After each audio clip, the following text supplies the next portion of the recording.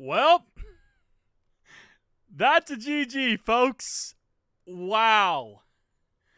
Wow, wow, wow, wow, wow. Wowzers, I just made a mess in my trousers. Listen, okay, it's done with. It's done with. Alright. Get done, Trey, and we can just get on to this season. And it is what it is. By the way, Shemar, get your butt to training camp. Get your butt to training camp. Now, keep in mind that tomorrow we have off for training camp. We come back Sunday. So he technically wouldn't be there tomorrow anyway because there is no training camp tomorrow. But you better be there Sunday, Shemar. That's all I got to say, buddy. You better be there Sunday. So, in the end, we worked out the deal with his agent. I didn't think we were going to. I really thought after the whole Duke Tobin saga that this situation was all she wrote. But it's not the case. So, now we're in the next planning phase. We're going to see, what he does this year. And how good he is. And, at the end of the day, listen. Like I said before, you can only root for who's on the team. He is now on the freaking team. Oh, man, this is beautiful. Listen, at the end of the day, I hated the saga. I hated the drama. I hated the back and forth. I hated the forever, all this crap. But I'm just happy it's over with. And we have our first round pick. That's what I'm just happy. I'm happy it's over with, man. Okay, so it's a 4-year contract, fully guaranteed, expected. $18.97 million contract that includes $10.4 million signing bonus. And every first round pick has been signed. And every Bengals draft pick has now been signed.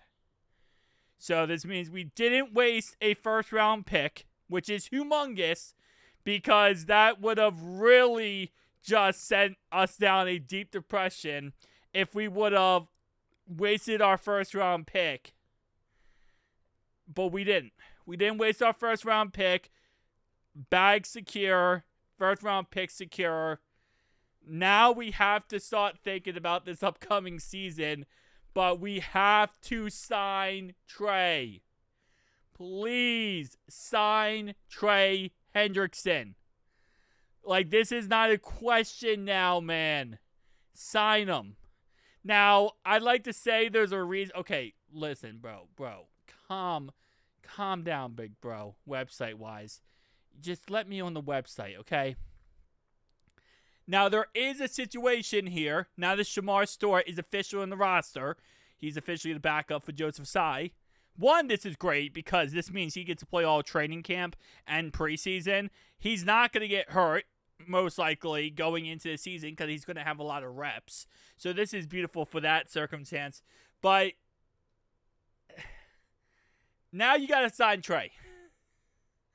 So my brain is all over the place right now, boys. My brain is completely shattered. I did not expect it to get done. I really did not. And I am so beyond happy right now. But again, like I said, the Trey situation still has to get figured out. So now that Shemar will be back in training camp, he'll do all that. We're good there. I don't know how the relationship is between the Bengals front office right now and Shemar. Clearly, the agents, that relationship might be shot. I think the situation is going to, if he goes out there and performs and look good and plays good, I think the situation will figure itself out. If he's a bust, now again, way too early to even make any ideas on if he is or is not a bust. But if he becomes a bust, okay, do you want to put this out there? This is going to be a really, really long conversation. This is going to be a whole live stream if he becomes a bust in 4 years. So in 4 years, if we're coming back and talking, yeah, it's going to be really tough. I'm going to play this segment right here. So anyway, Oh, thank the Lord. We're done. We're done with this crap. But Trey, like, we're going to sign him, right? So right now, the Trey situation is also up in the air because apparently there's one report that he wants 2 of his 3 years fully guaranteed.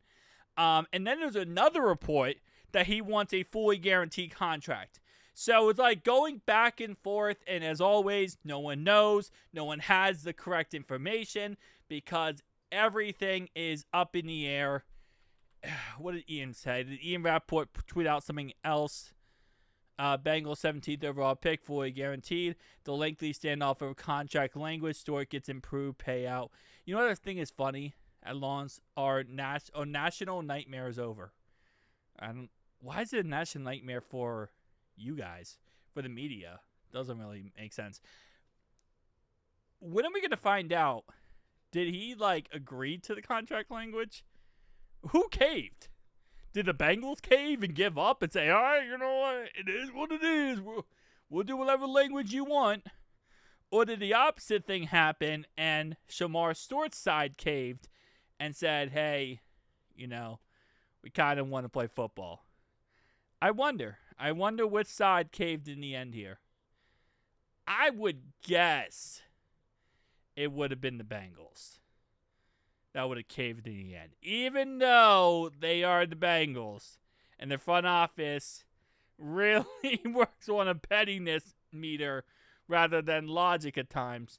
But, hey, listen, they got it done. Okay, who cares? Who cares who caved? Who cares what's going on? Because at the end of the day, they got it done. And in all honesty, 90% of these contracts that get signed, we don't even know a lick of what's inside of them. Right? At the end of the day, we could say, hey, blah, blah, blah, blah, blah, but we don't know what these contracts are stipulating.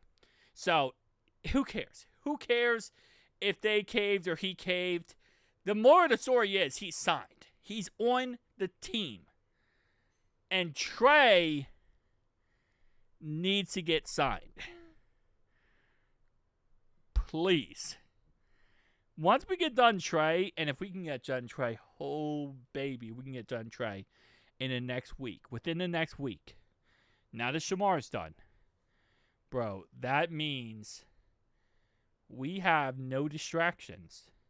The rest of training camp, because training camp just started, and the rest of the preseason to the regular season.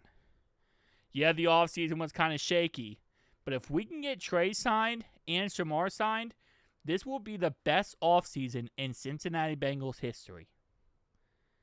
This will be the best offseason possible. Hoo-day, boys. Hoo-day!